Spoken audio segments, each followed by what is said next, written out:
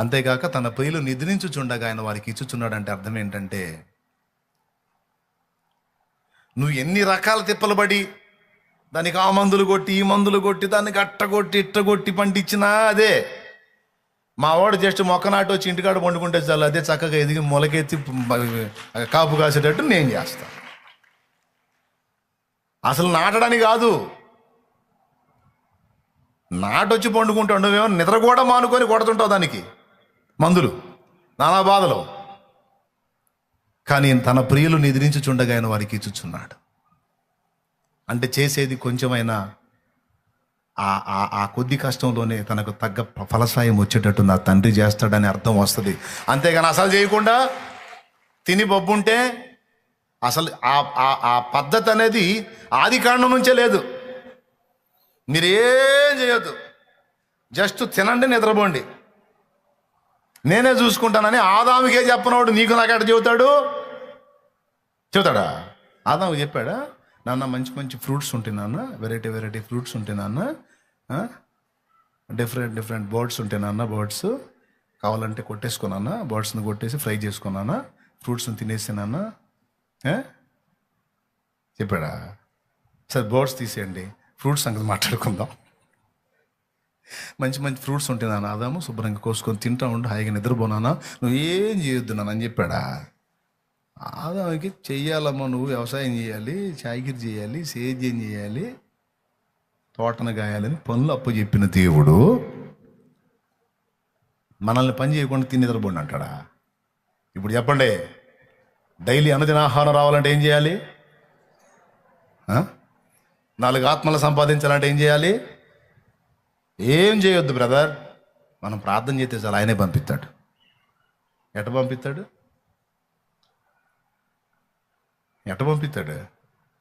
ప్రార్థన చెయ్యి, ప్రకటించు, వెళ్ళి ప్రకటించు.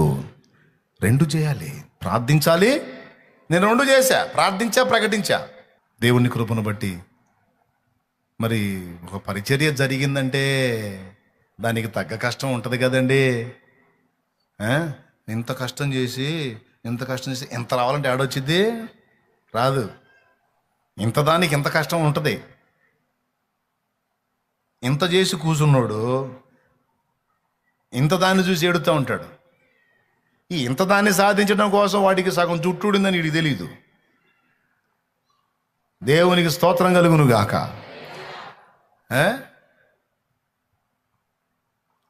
ఏది ఊరకే రాదు.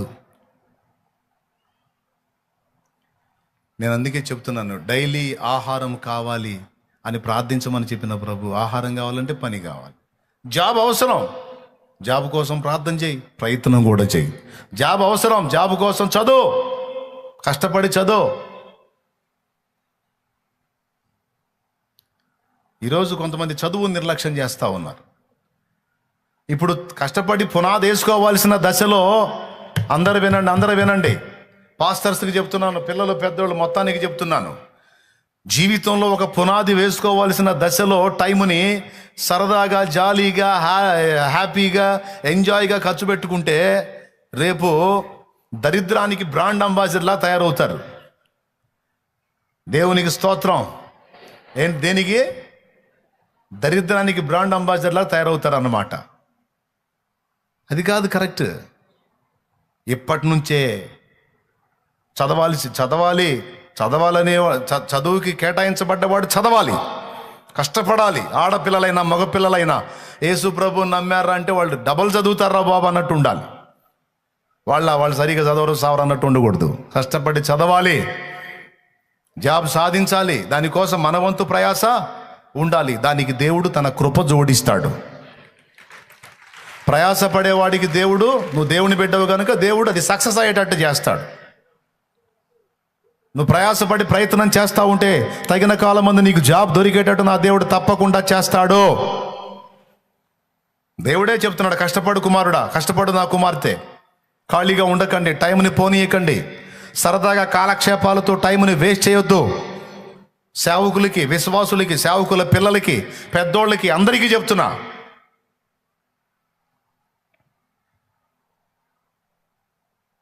కౌలుకు తీసుకున్నావు పొలం, ఒక ఎకరం తీసుకొని ఒక ఎకరం సేద్యం చేస్తే ఒక ఎకరం పంట, అది పండితే పండినట్లు, లేకపోతే పోయిందంటే నెత్తిన గుడ్డ వేసుకోవటమే. కాదు, 4 ఎకరాలు తీసుకో, 2 రకాల పంటలే. అందులో ఒక రకం పంటే 2 ఎకరాలు, ఇంకో రకం పంటే 4 ఎకరాలు. 2 ఎకరాలు పోయిన 2 ఎకరాలు నీకు లాభం వచ్చే అవకాశం ఉంటుంది. వరుస కుదిరినందుకు 2 చేతికి వచ్చినాయి అనుకో, దేవునికి స్తోత్రం. 2 తీసుకొని అందులో ఒక రకం, ఇందులో ఒక రకమే. ఇది పోయినా అది వచ్చింది, అది పోయినా ఇది ఉంటుంది. అట్ట కాదు, ఒకటే వేసి కూర్చుంటారు. ఇక వచ్చినట్లు అయితే గుడ్డేసుకోవటమే. కొంచెం ఉపయోగించు, ప్రయత్నం చేయి,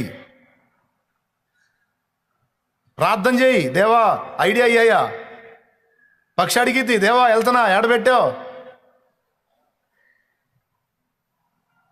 ఆహారం, వెతుక్కుంటుంది, కష్టపడిద్ది, సేకరించిద్ది. తోటలో జామ చెట్టు వేస్తే బతకని ఇట్లా, జామ చెట్టులో కాయలు బతకని ఇట్లా. రోజు స్తోత్రం చెప్పుకుంటే వచ్చి తింటున్నాయి.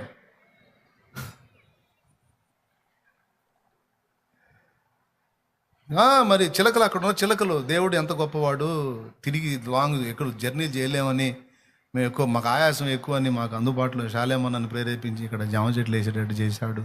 దేవునికి స్తోత్రం, మంచి కాయలు కాస్తున్నాయి, శుభ్రంగా తింటున్నాయి వచ్చి.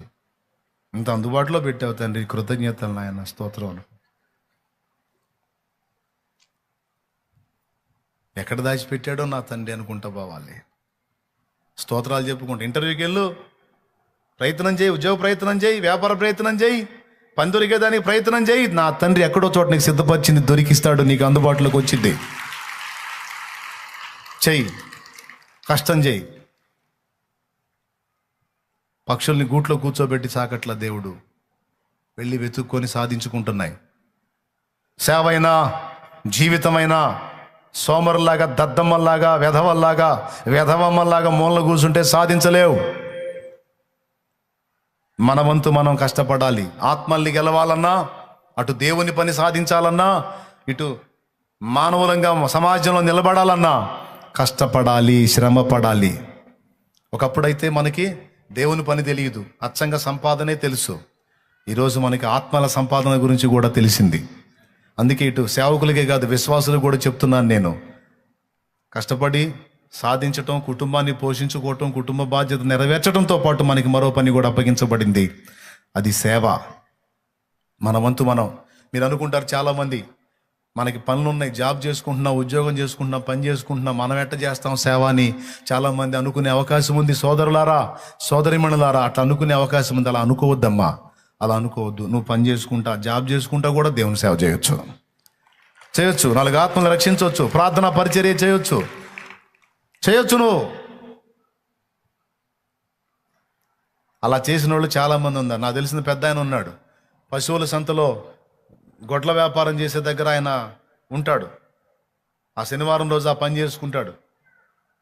మీకు తెలుసా, దాదాపు 100 మంది కంటే ఎక్కువ ఆత్మల రక్షణలో నడిపించాడు ఆయన, పెద్ద ఆయన. 2 భార్యాభర్త ఉన్నారమ్మా.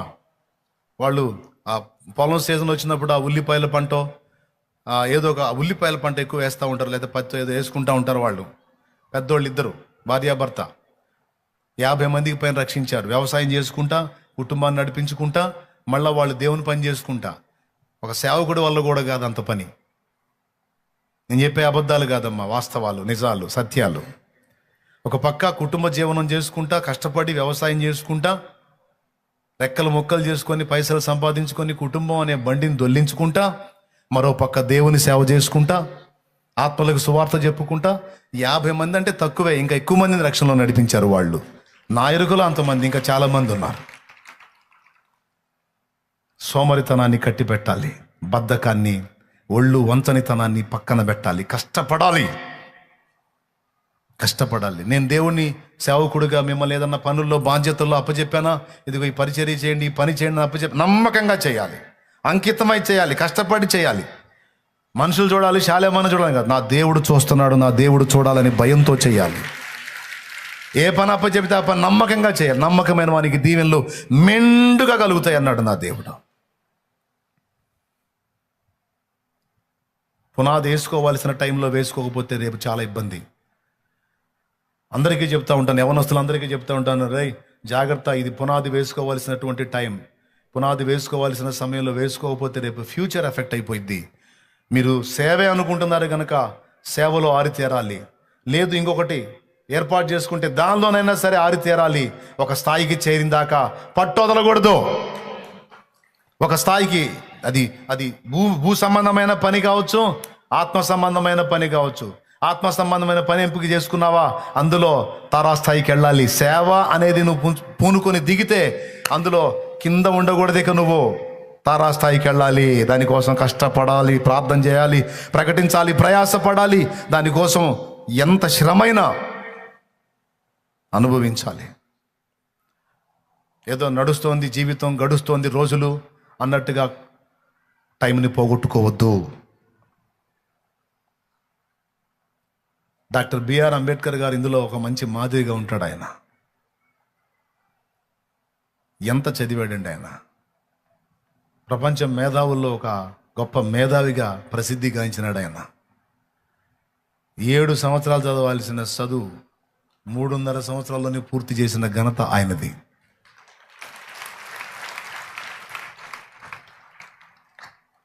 ఏదైనా సరే రెబలే దూసుకెళ్తాడంతే. ఆయన గురించి చెప్పడానికి చాలా ఇష్టపడతాను నేను. ఆయన లైఫ్ను కూడా మాదిరిగా తీసుకుంటాను. కుటుంబం ఏది కూడా నేను అనేక మంది కోసం నేను బ్రతకాలి అంటే కుటుంబాన్ని త్యాగం చేయాలని, పాపం ఆయన పడ్డ కష్టాలన్నీ కాదు, కన్నీళ్ళు వస్తాయి ఆయన స్టోరీ వింటే. జాతిని ఉద్ధరించడానికి తను అంకితమై కష్టపడి ఈరోజు చరిత్రలో నిలిచిపోయినటువంటి ఘనత డాక్టర్ బిఆర్ అంబేద్కర్ గారిది. చదువు చదువు చదువు ఆయన మొత్తుకొని చెప్పింది అది, అందరికీ మొత్తుకొని చెప్పింది. చదవండి రా నాయన, మీకు దండం పెడతా, చదవండి చదవండి చదవండి చదవండి. కత్తి చేయలేనిది కలం చేస్తుంది, మీకు తెలియదు, మీరు చదవండి, ఏదైనా సాధించవచ్చు అని చెప్పి మొత్తుకొని చెప్పాడు. ఈరోజు ప్రతి ఒక్కడికి, ఆడ మనిషికి మగోడికి cell cell cell cell cell. అరే సేవకుల పిల్లలకు కూడా సెల్లే. అది ఏం చేస్తావురా నువ్వు పెద్ద అయితే? నేను సేవ చేస్తా. మరి సేవ చేస్తే దానికి సంబంధించినటువంటి రీతిలో లేయిరా, నీ దగ్గర ఎదుగుదల లేదురా, ఆ విషయంలో నీ నడిపింపు లేయిరా అంటే ప్రస్తుతం సెల్ ఫోన్ చూస్తున్నాను, రేపు గాడిదలు కాస్తాను. ఒరే సెల్ ఫోన్ చూస్తే బేవరసవుడు అవుతావురా, నువ్వు బేవరసవుడు అవుతావురా. నువ్వు దేవుని సేవకుడు ఎట్టవుతావురా, నువ్వు గాలుడు అవుతావు. సెల్ ఫోనే ప్రపంచం అయితే, సెల్ ఫోనే జీవితం అయితే, సెల్ ఫోనే లోకం అయితే నెంబర్ 1 గాలోడు అవుతారా నువ్వు? సేవ చేయాలని రోషం పుట్టాలరా. పట్టుబడితే దాన్ని తాడో పేడ తేల్చిందాక నిద్రపోకూడదురా. రోషం లేని బతుకు నీచం రా, కుక్క కంటే హీనం అది అని చెబుతా నేను. వాడు సేవకుడు కొడుకు కానీ కూతురు కానీ సేవకుడే కానీ ఒక పట్టుబడితే, ఒక పనికి పూనుకుంటే దాని సంగతి తాడో పేడో తేలిందాక నిద్రపోకూడదురా. మామూలుగా లోకంలో అంటే రోషం లేని బతుకు. ఇప్పుడు క్రీస్తు రక్తం మనలో ప్రవహిస్తున్నప్పుడు రోషం, ఒక పట్టుదల. మన ప్రభు ఎంత మాదిరి ఇచ్చాడో. ఇహాన్ని పరాన్ని రెండింటిని గెలిచి జయించిన వాడే నిలబడ్డాడు. ఆయన బిడ్డలమని చెప్పుకుంటున్నాం మనం. ఇహాన్ని పరాన్ని రెండింటినీ సాధించాడండి. రెండింటినీ గెలిచినోడు బిడ్డలమని చెప్పుకుంటున్నాం. రోషం ఉండొద్దు, సిగ్గు శరం ఉండొద్దు, సాధించొద్దు, పట్టొద్దు. ఎదవ బతుకు బతుకుదామా? రోషం లేని బతుకు బతుకుదాం, సిగ్గులేని బతుకు బతుకుదామా? బ్రతుకని ఉన్నప్పుడు ఒక గురి, గమ్యం, ఒక లక్ష్యం ఉండాలి. సాధించడానికి కొన్ని ఎయిమ్స్ ఉండాలి. అవి లేని బతుకేం బతుకు? నాకు తెలిసి అసలు బతికే కాదు, థూ అని వస్తాను నేను ఆ బతుకుని. అలాంటి బతుకుని ఆడోళ్ళైనా మగోళ్ళైనా సరే భౌతికంగా ఆధ్యాత్మికంగా సాధించాలి. భౌతికంగా సమాజాన్ని ఉద్ధరించాలి, ఆధ్యాత్మికంగా కూడా సమాజాన్ని ఉద్ధరించేటట్టు తయారు కావాలి. ఈరోజు ప్రతి ఒక్కడికి పిల్లోడికి సెల్లే, పెద్దోడికి సెల్లే, ముసలోడికి సెల్లే, ఆడ మనిషికి సెల్లే, అందరు cell cell cell cell cell పొద్దుగూకులు. అందులో ఆ సెల్లులో సొల్లు, ఎక్కడెక్కడ సొల్లు, లోకంలో ఉన్న సొల్లంతా వచ్చింది, ఆ దరిద్రం అంతా దాని మీద పెట్టేశారు మైండ్. ఎవరినన్నా చూడు చెత్తలో పడి కొట్టుకొస్తున్నారు. భ్రష్టులు తయారవుతున్నారు. భక్తుల పిల్లలు కూడా భ్రష్టులుగానే తయారవుతున్నారు. సోమరులు, తిండిబోతులు, నిద్రబోతులు, ఒళ్ళు వంచని వారు, నేత్రాశ పాపంలో మునిగిపోయిన వారు, దరిద్రులు రోషం లేని బతుకులు బతుకుతూ ఉన్నారు. ఎవరిని తిడుతున్నావురా బాబా అనుకోవద్దు. ఎవడు ఆ బతుకు బతుకుతున్నాడో వాడిని తిడుతున్నా.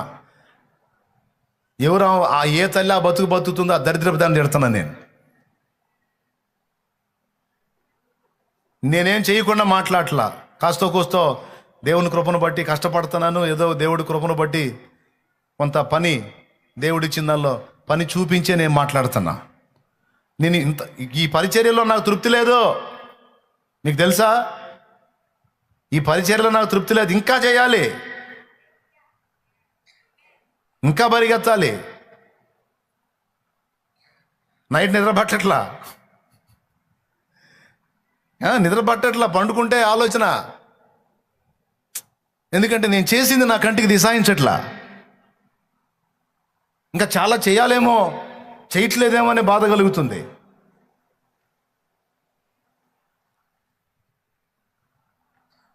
ఒక్కటే చెబుతున్నా, పందెరంగంలో కోడిని పెడితే కోడి అంతా కుతికోసి ఫ్రై చేస్తే చట్టిలో చట్టెడు పట్టదు. అది కోడి కత్తిగట్టు వదులు, దాన్ని కత్తిగట్టు వదులు కోడిని. అది 1.5 కిలో కోడా, 2 కేజీలు కోడా, 4 కేజీలు కోడా అనేది పక్కన పెడితే, కత్తిగట్టు వదులు ఒళ్ళంతా తూట్లు అయినా సరే 2 ఆప్షన్స్: చంపటమా చావటమా. వెనకడుగు మాత్రం వేయదది. రోగమా, సమస్యల, ఇబ్బందుల, నొప్పుల, బాధల, దేవుడు కాడి మన మీద మోపినప్పుడు తుది శ్వాస విడిచేంత వరకు అవసరమైతే యజమాని కాడి మోస్తూ ఆ కాడి కిందనే కన్ను మూయాలి, కానీ కాడి విదిల్చడానికి ట్రై చేయకూడదు.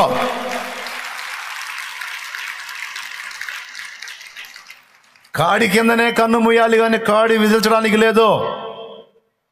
నోరులేని పశువు నేర్పే పాఠం. దైవజనుడు వృద్ధాప్యం వచ్చి పరిచర్య చేయలేను, ఇంకా నా వల్ల కాదని విసుగు చెంది ఈ ఒక్క కూటానికి వెళ్ళి ఇక మానుకుంటానని ఆ రోజు కూటానికి సిద్ధపరచబడ్డాడట. ఆయన వెళ్ళడానికి టైంకి చూస్తే ఏ వాహనం లేదు. ఆ ఊళ్ళో ఎడ్ల బండి కట్టి ఒక ఆయన ఉంటే ఆయన దగ్గరికి పోయాడు. అయ్యా బండి కట్టు, నేను ఫలానా ఊరికి వెళ్ళాలా, వాక్యం చెప్పాలని. ఆ ఎడ్ల బండి వాడు అన్నాడు, అయ్యా నా ఎద్దుకి జ్వరం వచ్చింది, నా ఎద్దు 4 రోజుల నుంచి నలతగా ఉంది, దాని పరిస్థితి ఏం బాగలేదు, బండి కట్టలేను అన్నాడు. అయ్యా ఎట్లనన్నా కానీ నన్ను అక్కడ చేర్చయ్యా, నేను వెళ్ళాలి, ఈ కూటానికి నేను వెళ్ళి వాక్యం చెప్పాలి అని బ్రతిలాడితే, సరే చూస్తాను, నా ఎద్దు కానీ కాడి కిందకు వచ్చే పని అయితే నేను బండి కడతా, లేకపోతే కట్టనా అన్నాడు.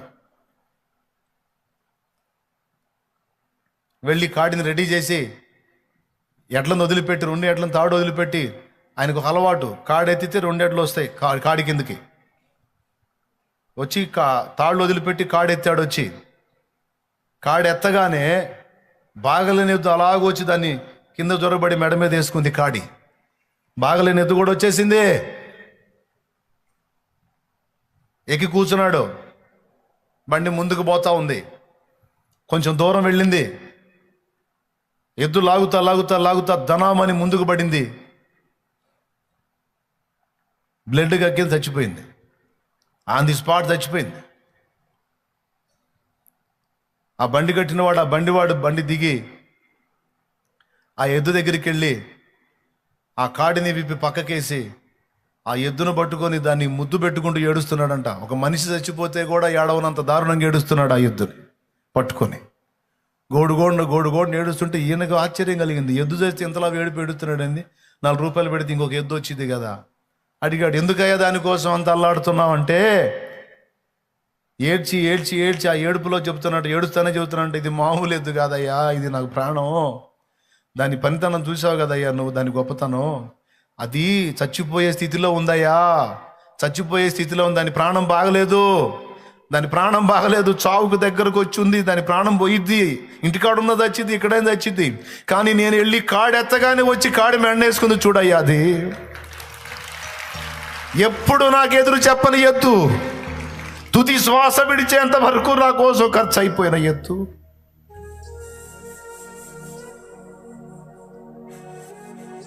కాడి మోసే పనిలోనే కన్ను మూసిన ఎత్తు, ఇట్లాంటి నమ్మకం దొరికింది నాకు. ఏడ్చాడు బోర్న. దైవజనుడికి సిగ్గేసింది. ఈ ఎద్దును గురించి ఆ యజమానుడు అన్న మాట నా తండ్రి నన్ను గురించి అంటాడా? అయ్యో అనడు కదా.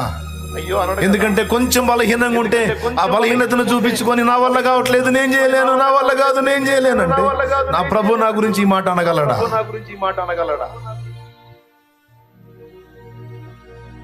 నేను అవసరమైతే నడిచి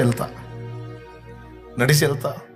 నా ప్రభు పనిలో, ఆయన సువార్త వ్యాప్తిలో, ఆత్మల రక్షణలో నేను కూడా ప్రాణం పెట్టినంత వరకు కష్టపడతా. నా తుది శ్వాస విడిచేంత వరకు నేను అవసరమైతే సేవలోనే చచ్చిపోతా. ప్రకటిస్తా చచ్చిపోతా.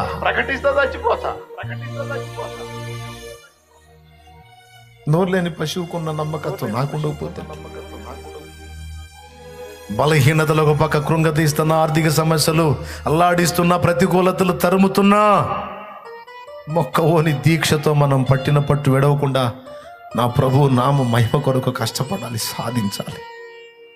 అల్పమైనవి, తుచ్చమైన వాటి కోసం టైంని పోనీయకూడదు. క్షణికమైన వాటి కోసం, అల్పమైన వాటి కోసం టైంని లాస్ చేయకూడదు. ఎంత కష్టపడగలమో, ఎన్ని రకాలు కష్టపడగలమో అన్ని రకాలు మనం సాధించాలి.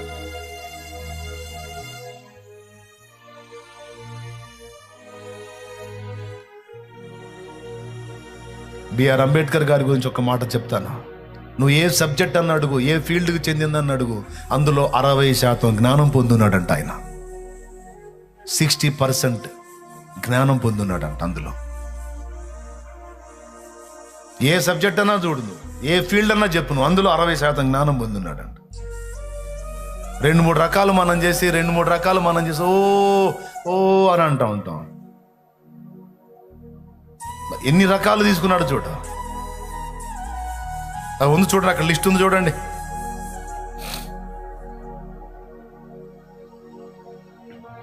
ప్రియులారా, యజమానుడు మెచ్చుకునే విధంగా కష్టపడిన సాక్ష్యం ఉండాలి. నా బిడ్డ ఒక్క రోజు కూడా ఊరుకుండలేదురా. నా బిడ్డ తిరుగుతానే ఉన్నాడు, కష్టపడుతూనే ఉన్నాడు. నా కుమారుడు కష్టపడ్డాడు, నా కుమార్తె కష్టపడ్డాడు. నమ్మకమైన బిడ్డలు, నా బిడ్డలు ఆత్మల కోసం ప్రయాసపడ్డారు. సమాజాన్ని కూడా ఆర్థికంగా ఉద్ధరించడానికి సమాజంలో నాకు ఆశ అండి. భౌతికంగా ఏం ఆశ తెలుసా నాకు? నేను నిజం, మీరు నమ్మకండి, నేను లోకంలో పనిచేసేటప్పుడు కూడా నాకున్న ఆశ ఏందో చెప్తాను మీకు. నేనొక్కడిని పనిచేసి, నేనొక్కడిని చేసి నా ఒక్క కుటుంబం బతికించుకోవడానికి ఇష్టం ఉండేది కాదు. నాతో పాటు నలుగురికి పని చూపించే స్థితిలో నేను ఉండాలని ఆశపడ్డాను. నేను ఒక్కడిని నా ఒక కుటుంబం కడుపు నింపటం కాదు, నేను కల్పించే పనితో 4 కుటుంబాల కడుపులు నిండాలి, నలుగురు బతకాలండి.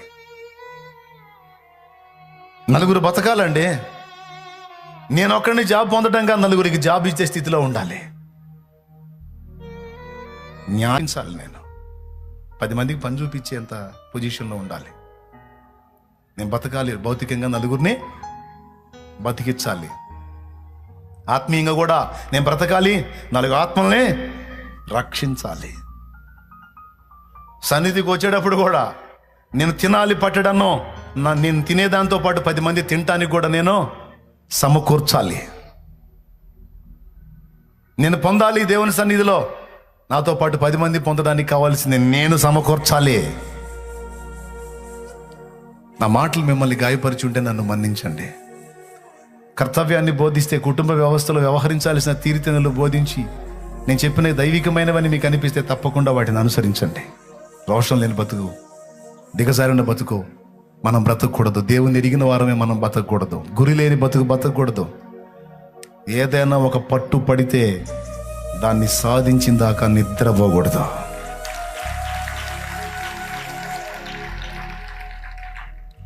ప్రార్థించు, ప్రయత్నించు, విజయం నీదే.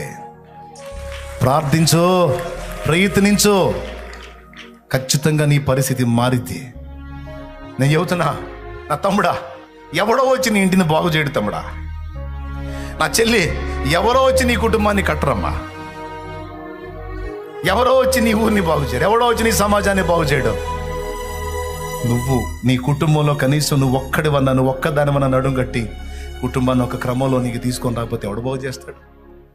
నువ్వు నడుం కట్టావా? అట్లయితే నిన్ను దీవించి నీ ద్వారా నీ కుటుంబాన్ని ఒడ్డుకు తీసుకొస్తాడు నా దేవుడు. నీ సమాజాన్ని ఉద్ధరించడానికి నువ్వు నడుం కట్టావా? అట్లయితే నిన్ను వాడుకొని నీ సమాజాన్ని కొలిక్కి తెస్తాడు నా దేవుడు. ఎవరు బాగు చేస్తాడు? వచ్చి ఎవడు పూనుకుంటాడు? వచ్చి నీ కుటుంబాన్ని బాగు చేయడానికి నువ్వే పూనుకోవాలి. ప్రార్థించాలి, ప్రయాసపడాలి, ప్రయత్నించాలి. నీ సమాజం కోసం ప్రార్థించాలి, నీ వంతు ప్రయత్నం నువ్వు చేయాలి. చిలకలూరిపేట అంటే చెప్పుకోవడానికే సిగ్గు మాకు. చిలకలూరిపేట మీది ఏ ఊరని హైదరాబాద్లో ఎవడన్నా మమ్మల్ని అడిగితే గుంటూరు అంటాం. గుంటూరేనా పక్కన అంటే మళ్ళీ అబద్ధం చెప్పలేక సగం నిజం. గుంటూరు పక్కనలే అంటాం. గుంటూరు పక్కన అంటే ఎక్కడంటే నరసరావుపేట పక్కనలే అంటాం. నరసరావుపేట పక్కన ఒకడు మొండోడు ఉంటాడు, వదిలిపెట్టాడు ఒక పట్టాను అడుగుతూనే ఉంటాడు. చివరికి చిలకలూరిపేట అని చెప్పాలా. ఆ మాట అనగానే వాడు నెక్స్ట్ అనే మాట ఏంటో తెలుసా? చిలకలూరిపేటనా? మరి ఆ ముక్క చెప్పొచ్చుగా, చిలకలు ఉంటాయంటగా మీ ఊర్లోనే. వాడు ఏ ఊర్లో లేవు చిలకలు అని వాడు కావాలని ఎందుకు? వేశ్యావృత్తిలో బ్రతికే వాళ్ళు మీ ఊర్లో ఉన్నారంటే. చిలకలూరిపేట అంటే డ్యాన్స్ పార్టీలు వేసేవాళ్ళు, వేశ్యావృత్తిలో బ్రతికేవాళ్ళు, ఇలాంటి విషయాలు మాట్లాడేవాళ్ళు. చాలా బాధపడ్డా, చాలా దుఃఖపడ్డా. ఒక్కొక్కసారి మోకాళ్ళలోని బోరను ఏడ్చి ప్రార్థించాను. నా జ్ఞాపకం, నా ఊరి పేరు, ఈ అడ్రస్, స్థితిగతులు మారాలి ప్రభువా. ఇది చెడుతనానికి కేరాఫ్గా ఉండకూడదు, ఇది ఆత్మల రక్షణకు కేరాఫ్గా ఉండాలి ప్రభువా. ఆత్మల రక్షణకు కేరాఫ్గా ఉండాలి. ఇక్కడి నుంచి ఎక్కడెక్కడికో పోవటం కాదు, రాష్ట్రాల నలుమూలల నుంచి చిలకలూరిపేటకు రావాలి ప్రభువా, చిలకలూరిపేటకు రావాలి ప్రభువా, చిలకలూరిపేటకు రావాలి. నువ్వు కదులు ప్రభువా, నువ్వు ఉజ్జీవం తీసుకొని రా ప్రభువా, లేకపోతే నా ప్రాణం తీసుకో ప్రభువా. ప్రార్థన చేసా, చేయండి నేను చెప్పట్లా. ఆ సమాజ స్థితిని మార్చనప్పుడు, నా సమాజం యొక్క గతిని మార్చలేనప్పుడు, సాక్ష్యాన్ని మార్చలేనప్పుడు, కుటుంబ పరిస్థితులు మార్చలేనప్పుడు నా బ్రతుకు అర్థం లేదు. నా అంతటా నేను చేస్తే నరకానికి వెళ్తాను. నా ప్రాణం నువ్వు తీసుకో. ఇతరులకు, కుటుంబానికి, సమాజానికి ఉపయోగపడే నీ బ్రతుకు ఉండేమి చచ్చినయం ప్రభువా, తీసుకో. నా ప్రార్థనలన్నీ నా దేవుని సన్నిధిలో వినబడ్డాయి.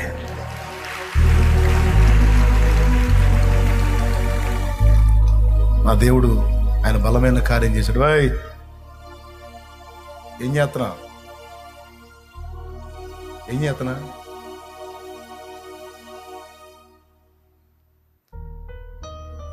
రోషం తెచ్చుకోరా నాయన, నేను చెప్పేది మైండ్కి పోని. ఇంకో దానికి పోయావా?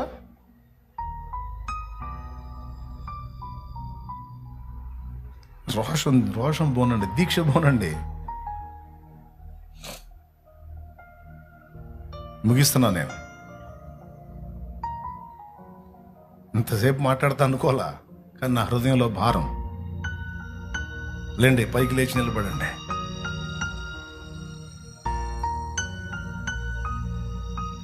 ఆడవాళ్ళు అయితేనే కుటుంబాలను కట్టిన ఆడవాళ్ళు ఉన్నారండి. కుటుంబాలకు దీపమైన ఆడపిల్లలు ఉన్నారు. తల్లిదండ్రులు సాధించలేని ఆడపిల్లలు సాధించి చూపించారు తెలుసా కొన్ని కుటుంబాల్లో. మగపిల్లలు సాధించిన కొన్ని కుటుంబాలు కూలిపోయే కుటుంబాలు నిలబెట్టుకున్నారు. సమాజాలకు మంచి సాక్ష్యం తెచ్చిన వాళ్ళు ఉన్నారు, సమాజాన్ని ఘనపరిచిన వాళ్ళు ఉన్నారు. ఈరోజు మనకి మంచి ఆశ్రయపురం యేసయ్య ఉన్నాడు మనకి. ప్రార్థించు, ప్రయత్నించు, ప్రార్థించు, కష్టపడో, శ్రమపడో.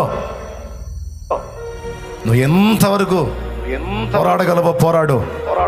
నా దేవుడు నీ వెన్నంటి ఉండి నీకు విజయం ఇస్తాడు. ఆయన నిన్ను గెలిపిస్తాడు. ఎలా ఎలా ఎలా ఎలా ఎలా సచ్చిన బతికిన సాక్ష్యం ఉండాలి. సచ్చిన బతికిన ఒక సాక్ష్యం ఉండాలి. 10 మందిని ఉద్ధరించిన బతుకు ఉండాలి. 10 మందిని బాగు చేసిన చరిత్ర ఉండాలి. 10 మందిని బ్రతికించిన చరిత్ర ఉండాలి.